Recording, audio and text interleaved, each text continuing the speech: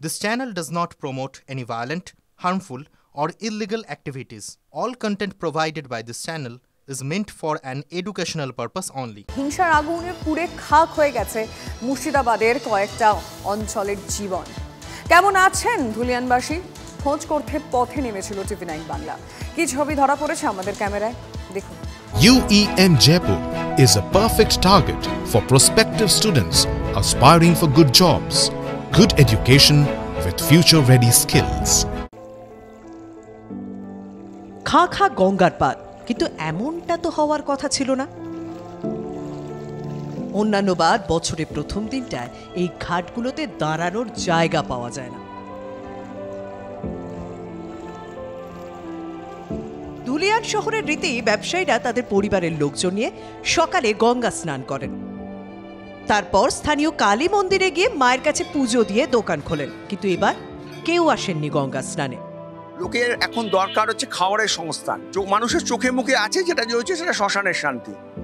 এইটা কাটানো দরকার, সব থেকে আগে দরকার কাটানো। যে ধুলিয়ান শহরের ব্যবসাটা শুধু ধুলিয়ান শহরের মানুষকে নিয়ে না, আশেপাশ থেকে গ্রাম থেকে প্রচুর মানুষ ধুলিয়ান শহরে আসতো।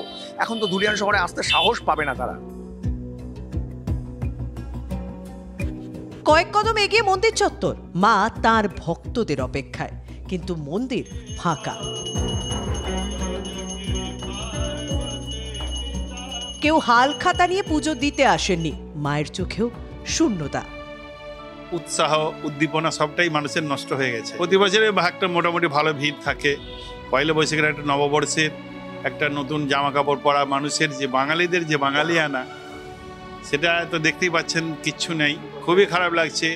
কি করব, সবই দেখতে পাচ্ছি। শুধু এটা নয়, বিগত যে দিনগুলো গুজরে গেল তার যে খারাপ জিনিসটা, তারও একটা ধারা আমাদের উপরে পড়েছে।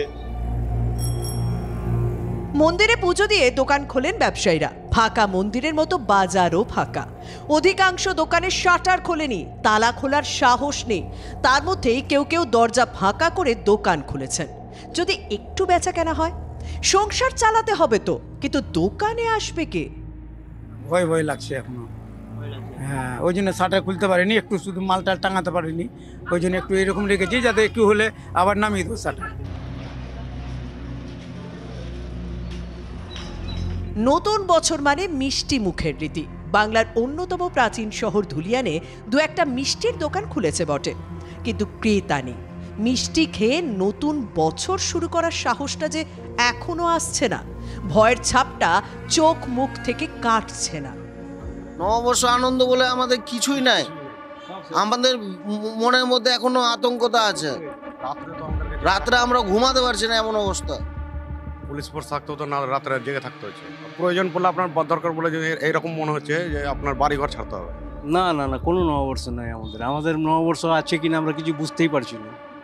জামা কাপড়ের দোকানের মালিক তিনি কিন্তু স্পষ্ট ভাষায় জানালেন যে তাদের মনে নববর্ষ আছে কি না সেটা তো এলাকা দেখলে বোঝা যাচ্ছে, তাদের মুখ দেখলে বোঝা যাচ্ছে। বড়সড় আর্থিক ক্ষতির মুখে পড়েছেন তারা, কারণ নববর্ষ রয়েছে কিন্তু তাদের মনে এখন শুধুই বিষাদ। বিষণ্ণ নববর্ষ, ভয়ের নববর্ষ, ফাঁকা নববর্ষ। ধুলিয়ানে আতঙ্ক কিছুতেই কাটছে না।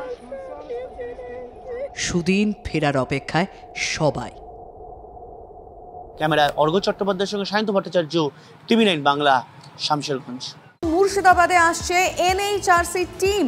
ওয়াকফ বিক্ষোভে অশান্তি শামশেরগঞ্জ, সুতি, ধুলিয়ান, জঙ্গিপুরে। অনুসন্ধানকারী দল পাঠাচ্ছে জাতীয় মানবাধিকার কমিশন।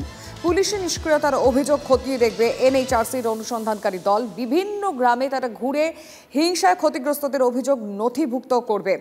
সূত্রের খবর, ঘর ছাড়াদের ক্যাম্পেও যেতে পারেন তারা। 3 সপ্তাহের মধ্যে রিপোর্ট দেবে NHRCর অনুসন্ধানকারী দল।